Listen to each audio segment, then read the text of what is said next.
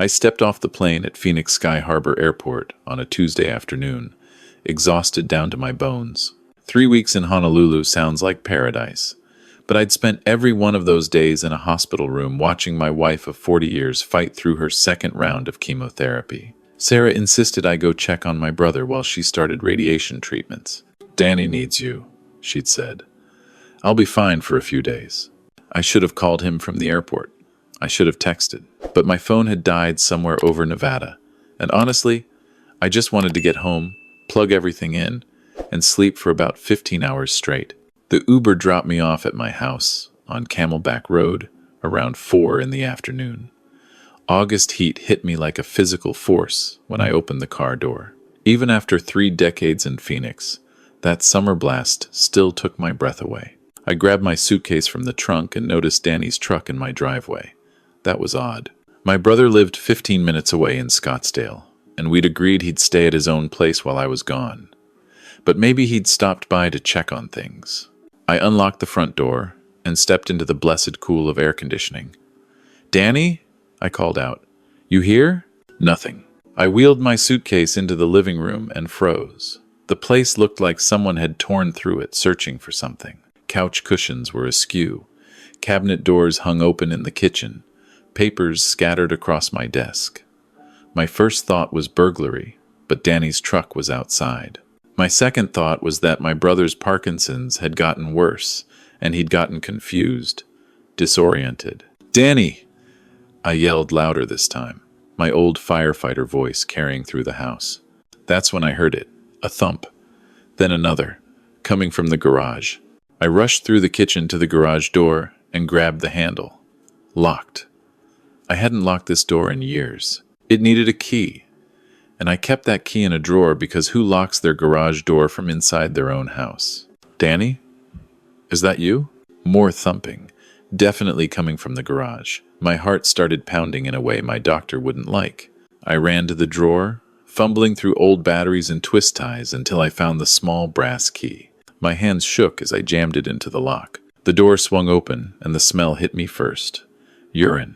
Sweat. Something else underneath. Something sour and wrong. The garage was dark except for a sliver of sunlight coming through the gap at the bottom of the automatic door. I flipped the light switch. My brother was in the corner, crumpled against the wall next to my workbench. His hands were bound behind his back with zip ties. Duct tape covered his mouth. His eyes, when they found mine, were wild with fear and relief and something else I couldn't name. Jesus Christ, Danny. I was across that garage in 3 steps, ripping the tape from his mouth as gently as I could with shaking hands. He gasped and coughed, and I could see his lips were cracked and bleeding. "Water," he croaked. "Please, Tommy, water." I ran back into the house, grabbed a bottle from the fridge, and rushed back. I held it to his lips while he drank in desperate gulps, water spilling down his chin. His hands were still zip-tied, and I could see deep red marks where he'd been struggling. "Let me get something to cut these." I found my wire cutters on the workbench and carefully snipped through the plastic. The moment his hands were free, they started trembling. The Parkinson's tremor was worse than I'd ever seen it. "How long?" I asked. "How long have you been out here?" 5 days, he whispered. 5 days, Tommy. I thought I was going to die. 5 days. I'd been in Hawaii for 3 weeks, and someone had locked my brother in my garage 5 days ago. My mind couldn't process it. Who did this? Did someone break in? Did you see them? Danny's face crumpled, and I saw tears start to track through the grime on his cheeks. "Michael," he said. "It was Michael." I stared at him. "Michael? Your son, Michael?" He nodded, and the expression on his face was one I'd seen before. As a firefighter, I'd pulled people from burning buildings who wore that same look. The moment they realized someone they loved had left them to die. I called 911. The Phoenix Fire Department arrived first, because of course they did. They're the best in the business.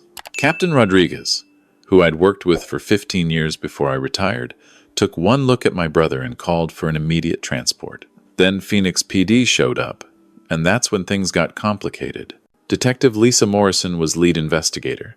She was maybe 40, sharp-eyed, with the kind of no-nonsense manner that probably made suspects nervous. She made me nervous, and I hadn't done anything wrong.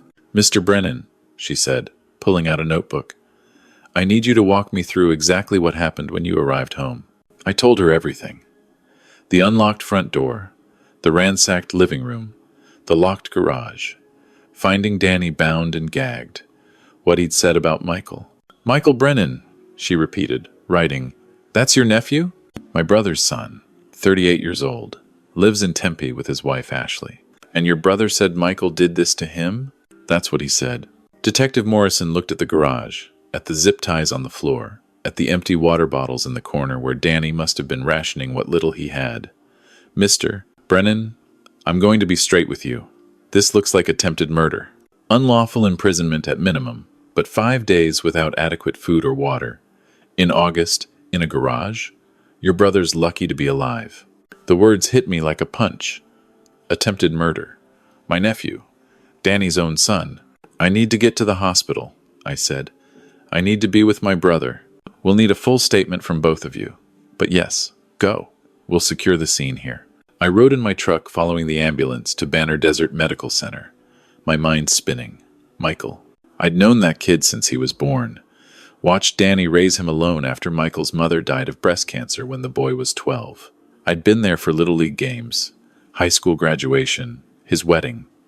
What the hell had happened? At the hospital, they took Danny straight back to the ER. I paced the waiting room for 2 hours before a doctor came out. Dr.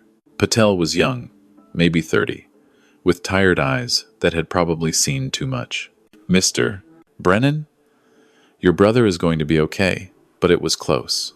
Severe dehydration, malnutrition, early signs of kidney failure. Another day or two, and we'd be having a very different conversation. Can I see him?" "He's sleeping now. We've got him on IV fluids, and we're monitoring his kidney function. He'll need to stay here for at least a few days." Dr. Patel paused. "The police are here. They need to take his statement when he wakes up." I nodded.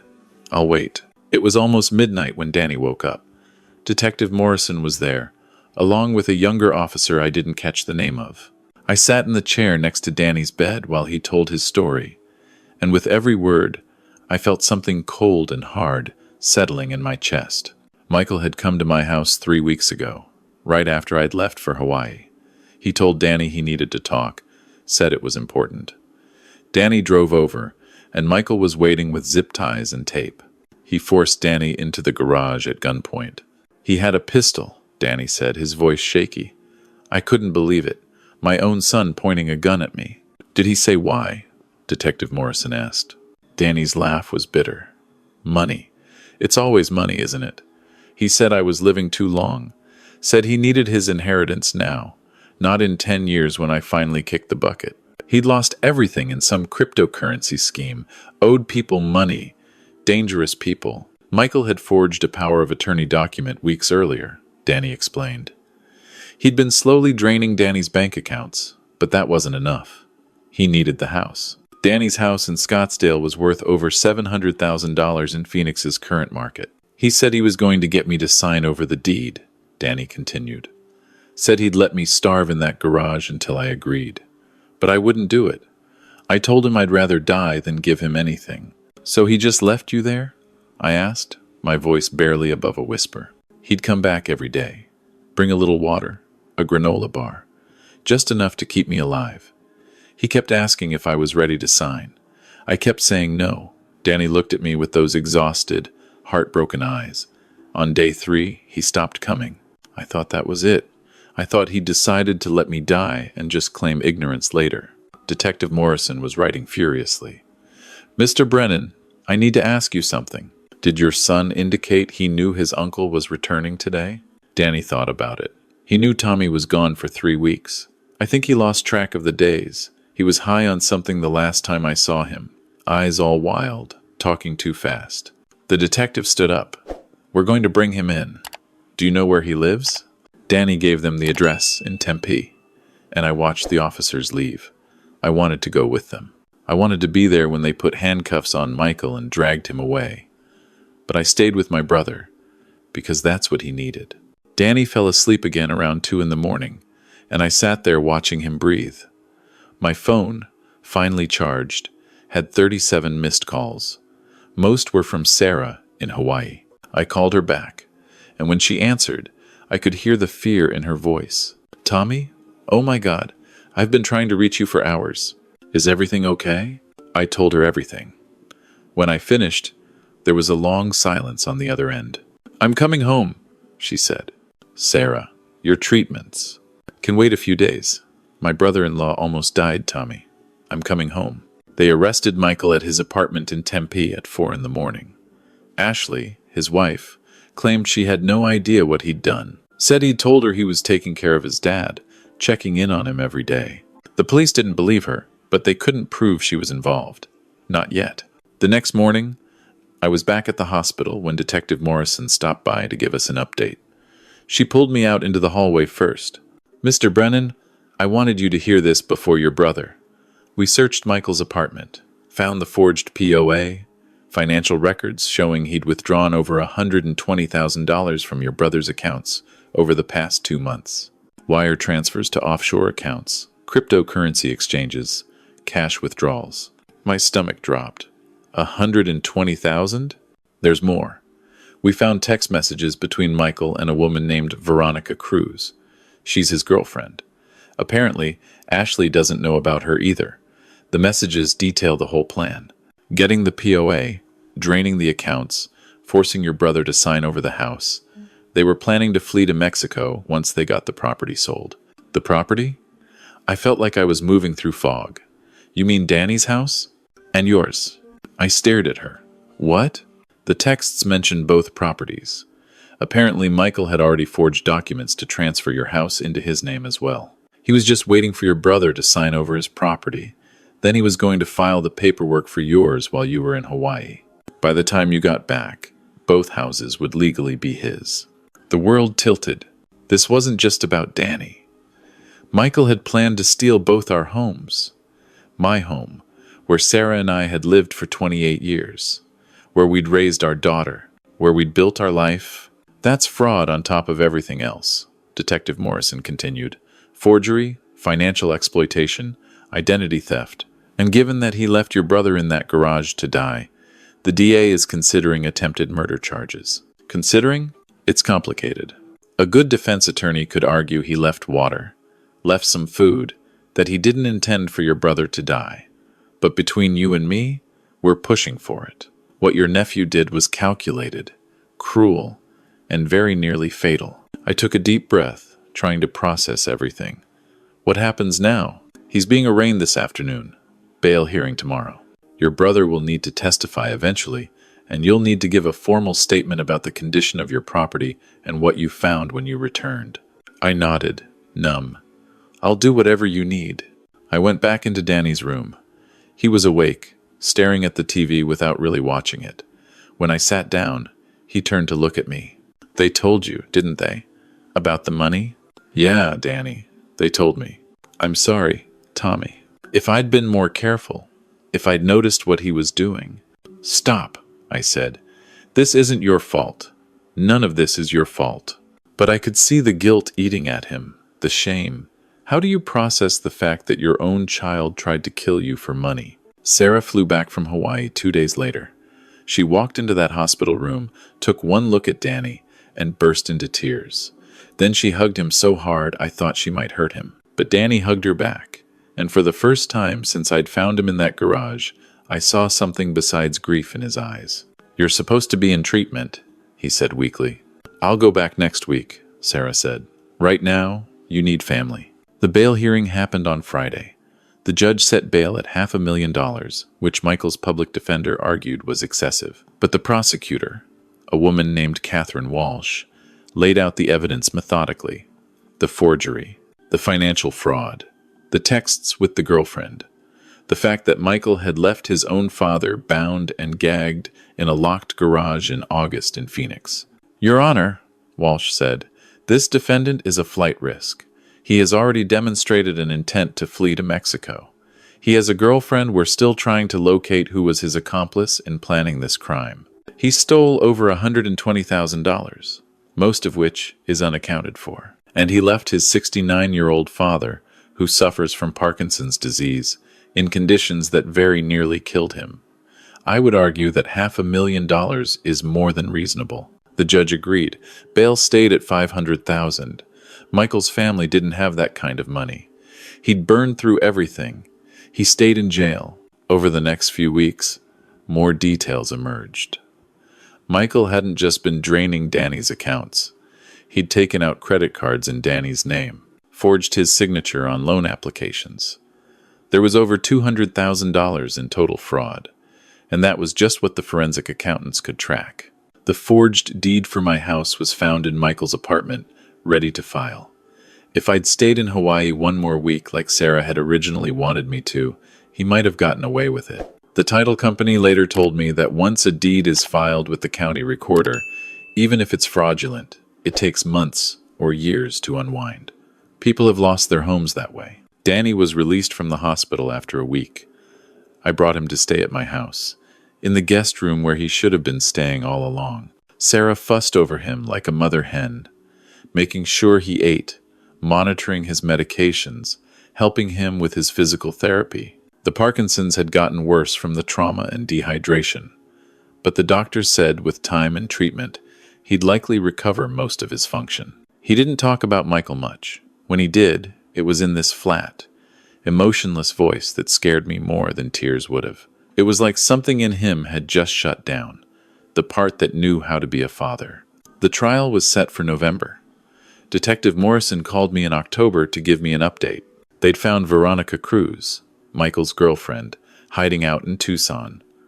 She'd agreed to testify against Michael in exchange for reduced charges. The text messages alone were damning, but her testimony would seal it. She says it was all Michael's idea, Morrison told me, that she just went along with it.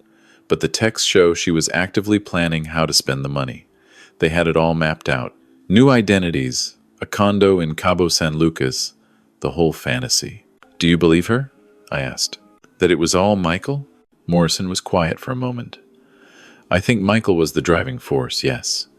But I also think she knew exactly what she was signing up for. You don't plan to steal 2 houses and flee the country without understanding what you're doing. Catherine Walsh, the prosecutor, called me in for a meeting before the trial. She wanted to prepare me for what was coming. Defense is going to argue diminished capacity, she said. They'll say Michael was addicted to drugs, not thinking clearly, that he never intended for his father to die.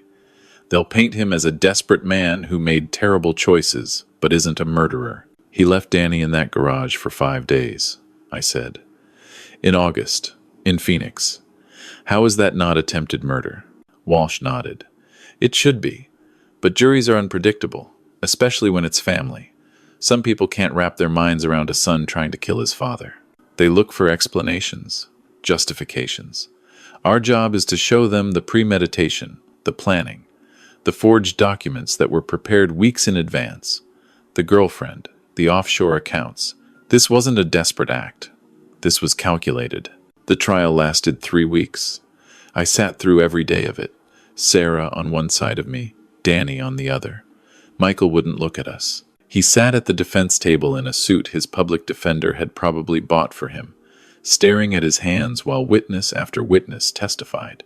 Detective Morrison, Dr. Patel from the hospital, the forensic accountant who'd tracked the stolen money, the title company representative who explained how close Michael had come to stealing both houses, and Veronica Cruz, who cried on the stand while describing how Michael had told her his father wouldn't even miss the money because he'd be dead soon anyway.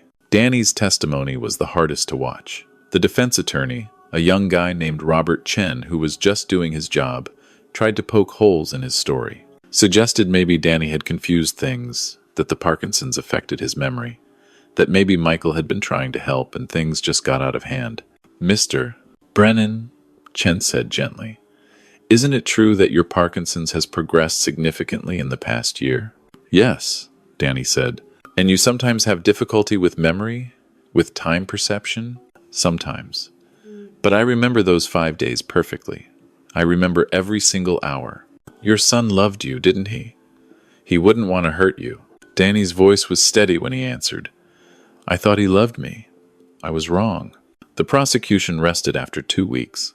The defense called Michael's high school counselor, who testified that he'd been a good kid, called his ex-wife Ashley, who sobbed and said she couldn't believe he'd do something like this.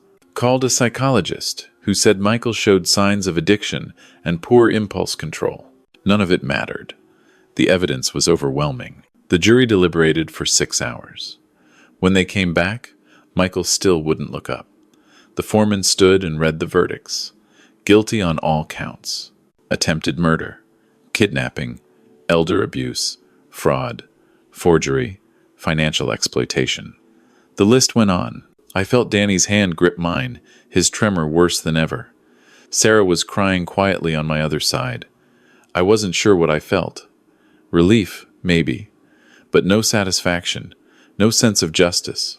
Just this hollow, aching sadness for what used to be. Sentencing happened 3 weeks later. Catherine Walsh argued for the maximum. She brought photos of Danny in the hospital, gaunt and dehydrated. Showed the jury the zip ties with his blood on them. Played the 911 call where I'd found him.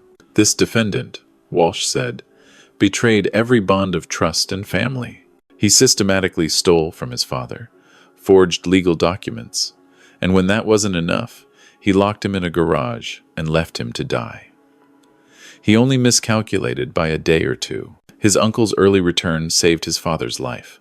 Without that, we'd be trying a murder case. Chen, the defense attorney, argued for leniency, said Michael needed treatment, not just punishment. That he'd lost everything, his marriage, his freedom, his family. That he was sorry, truly sorry, for what he'd done. Michael stood up when the judge asked if he wanted to speak. He looked at Danny for the first time since the trial began. "Dad," he said, and his voice cracked. "I don't know what happened to me. I don't know how I became this person. I'm sorry. I know that doesn't mean anything, but I am. I'm sorry." Danny didn't respond, didn't move, just stared at his son with those flat, dead eyes. Judge Maria Santos had been on the bench for 20 years. She'd seen everything. But even she looked shaken when she delivered the sentence. "Mr. Brennan," she said, "what you did to your father is beyond comprehension. You didn't just steal his money. You stole his dignity, his sense of safety, very nearly his life. You betrayed every bond that should exist between a parent and child. The court finds no mitigating circumstances sufficient to warrant leniency. On the charge of attempted murder, you are sentenced to 20 years in prison. On the charges of kidnapping, elder abuse, and financial exploitation, you are sentenced to an additional 15 years to run consecutively. Total sentence, 35 years in the Arizona Department of Corrections. 35 years. Michael would be 73 when he got out, older than Danny was now. The bailiffs took him away, and this time he looked back. Not at Danny, but at me. I don't know what he was looking for. Forgiveness, maybe? Understanding? He didn't get it. The money was harder to recover than you'd think. The offshore accounts were frozen, but getting the money back required international lawyers and paperwork that would take years. The credit cards in Danny's name had to be disputed, one by one. The life insurance policies Michael had taken out on Danny were fraudulent and had to be canceled. The forensic accountant estimated we'd recover maybe 60 cents on the dollar, if we were lucky. The house was safe, at least. The forged deed was voided, but it meant months of legal work to clear the title. Danny's house in Scottsdale was put in a trust, with me as trustee. He didn't have the energy to fight about it. Sarah finished her cancer treatments in January. Clear scans, the doctor said. Remission. We celebrated quietly, just the three of us in my living room, because Danny didn't want to go out much anymore. He sees a therapist twice a week now. Dr. Martinez specializes in trauma and elder abuse. She says Danny has PTSD, which makes sense. He has nightmares about the garage. Sometimes I wake up at 3 in the morning and find him sitting in the living room with all the lights on, just to prove to himself he's not locked in the dark. We don't talk about Michael. Danny's other 2 kids, Michael's younger brother and sister, cut off all contact with their brother. They visit Danny every weekend, trying to make up for what happened. It's not their fault, but they feel guilty anyway. That's family. I retired from the fire department 5 years before all this happened, but I stayed in touch with the guys. Captain Rodriguez called me a few weeks after the sentencing. "Tommy," he said, "I've been thinking about your case, about what happened to Danny. We get called out to elder abuse situations more than you'd think. Sometimes we're too late." "Yeah," I said. "I want to start a training program. Teach first responders what to look for. The signs of financial exploitation, neglect, abuse. Would you and your brother be willing to help? Maybe talk to some recruits? Share your story?" I asked Danny about it. He thought about it for a long time before answering. "If it helps someone else," he finally said, "then maybe it means something. Maybe it wasn't all for nothing." We've done 3 presentations so far. It's hard, listening to Danny tell the story over and over. But I've seen the way those young firefighters and paramedics listen. The way they take notes. The questions they ask. How do we spot a forged POA? What are the red flags for financial exploitation? What do we do if we suspect a family member is the abuser? We're giving them tools, knowledge, the ability to save someone like Danny before it's too late. Last month, Detective Morrison called with news. Veronica Cruz, despite her testimony against Michael, got 5 years for conspiracy and fraud. She'd serve maybe 3 with good behavior. It didn't seem like enough, but Walsh told me that's how plea deals work. You take what you can get. I visit my mother's grave sometimes, out at Green Acres Cemetery. She died 10 years ago, and my father 5 years before that. I kneel there in the grass and tell her what happened. Tell her about Michael, about Danny, about everything that went wrong.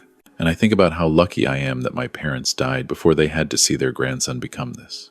Danny's getting better, slowly. The Parkinson's is manageable with medication. The nightmares are less frequent. He laughs sometimes now, usually at something stupid on TV. It's not the same laugh as before, but it's something. Sarah asked him once, a few months ago, if he forgave Michael. "No," Danny said. "I don't think I ever will, but I'm trying to forgive myself." "For what?" Sarah asked.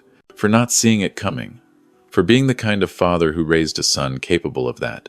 I wanted to tell him that wasn't his fault, that Michael made his own choices, but Danny knew that already. Sometimes, knowing something intellectually doesn't help when your heart still bleeds. I'm 64 now. Danny's 69. We don't know how much time we have left. The Parkinson's will get worse.